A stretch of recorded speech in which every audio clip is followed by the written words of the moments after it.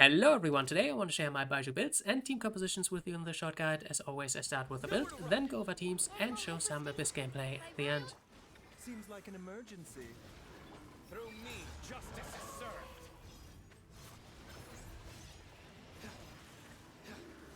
Your penance is due. I think there are actually multiple viable builds on Baizhu, so I'm just gonna show you two real quick. I think the most common one will be the full utility build with a bunch of HP. Don't go above 50k if you have the option to, he doesn't really scale well. And for energy recharge, I think you want to have at least 200%, but really as much as you can get. He is really energy hungry. As for the weapon, really easily accessible. You can just craft the prototype Amber and you get the extra HP and energy generation for your entire party. For the artifact set, I just go with the Noblesse set for the extra team utility, and for the main stats, I just go with energy recharge in this slot, HP here, and HP here as well. If you're wondering about healing bonus here, I wouldn't use it because this scales better with this passive skill. Another option would be a regular sub-DPS build to deal pretty respectable spread damage in a quicken team together with, for example, Raiden or Cyno. And the stat line is pretty standard: attack, crit rate, crit damage, energy recharge, and in his case obviously dendro damage. As for weapons, again very easily accessible, the Hakushin ring. This character, to deal actually damage, you need very high base attack because his personal base attack is really low, so this is pretty nice for that, and energy recharge always helps. And this effect can increase your electro character's damage, though it is a little bit clunky to use, kind of like the Archaic Petra set. You need to be very aware on how to activate it. As for artifacts, again, very standard emblem set for the extra burst damage. This is where all his damage comes from pretty much. And for main stats, you go with attack or energy recharge if you're lacking a lot, then dendro damage bonus and crit or crit rate, whichever one balances your build better. Aside from this, you could also try a high elemental mastery build because his slow off-field elemental application rate make him quite reliable at triggering elemental reactions like Bloom for example. But honestly at this point we have characters who do it better, especially looking at the other new character Kaveh, who is basically designed to trigger Bloom. So let's move on to Constellations. Constellation 1 is just another charge on the Elemental skill. Constellation 4, after pressing the burst skill, you get 80 Elemental Mastery on your entire team for 15 seconds. Pretty standard stuff so far. Constellation 2 is quite interesting because it gives Baizhu another instance of off-field damage, so it gives you more incentive to play the sub-DPS build, the emblem set build essentially. And Constellation 6, kind of the opposite. It gives you more incentive to play the HP scaling build because you get HP scaling on the damage of the burst skill. But I can see this completely killing all build diversity on this character because it might put the HP scaling build so far ahead that everything else isn't worth playing anymore. And now for potentially the worst thing about this character, the skill kit, because I don't understand it, and to be perfectly blunt, if there isn't anything I missed, I think this is straight up bad game design. The main culprit here is the passive skill here.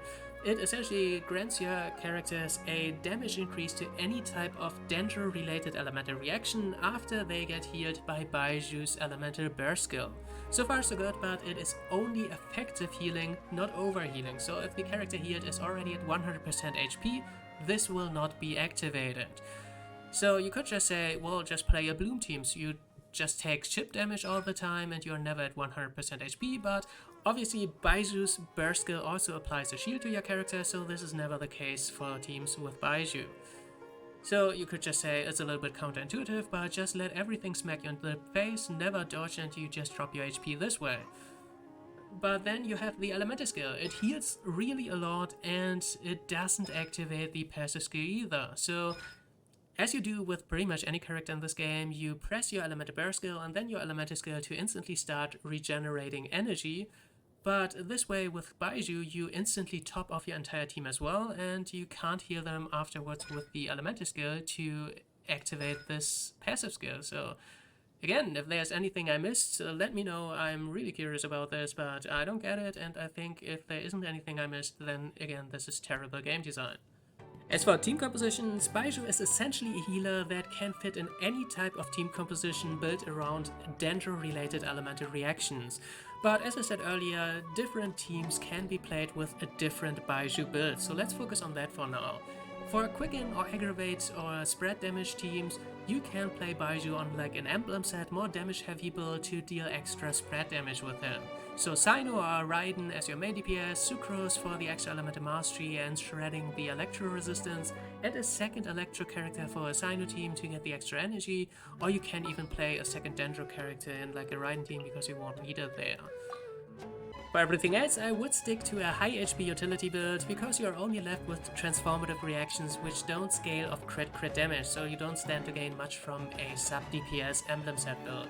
And with this I would also run a second Dendro character, for example the Traveler, Kolei or Nahida as sub DPS, or main DPS something like Alhaitham or Tenari.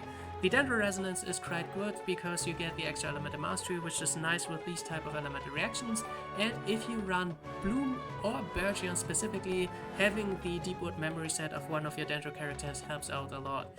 For Hydro characters, for main DPS you have something like Ayato or Giant, Candice maybe, and for sub DPS Jingshou or Yelan. And in your last slot you can double up on the Hydro characters for a Bloom team, don't forget about Nilou, and if you want to extend it to a Hyper Bloom team with an Electro character, for sub DPS you have something like Beidou, Fischl, Yaimiko. You could run a main DPS like Raiden or Sino, though I'm not a big fan of this.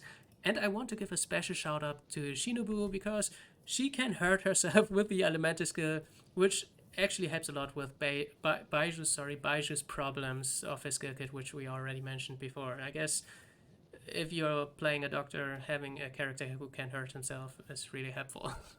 And if you want a Bergion team, I guess your only option for a Pyro character is, I guess, Toma. I don't really see something else working really well. This time I decided to go straight into Abyss gameplay because I already talked extensively about Baiju's skill kit in this video, and this way the guide will turn out to be roughly the same length as usual. And quite honestly, if you just press Baiju's skills off CD, you will do just fine. And with this I leave you until this clip runs out. Pin them down! Remember, health comes first. Hear my prayer! Witness the power of Guwa! Know my sword! Lightning purified! Ta. Ka. Fa. Too easy! We shall... Taking a turn for the better. Yeah. A bitter pill to swallow. Let me weave you a verse. Rain outlines your fate. No! Our bond is strong! Grant us your blessing! You're exposed! Mine. Seems like an emergency. Ta. Witness the power of Guwa! Out of my way! Dissipate! Too easy! We shall prevail! Ta. Ta. Taking a turn for the better. Rain cutter!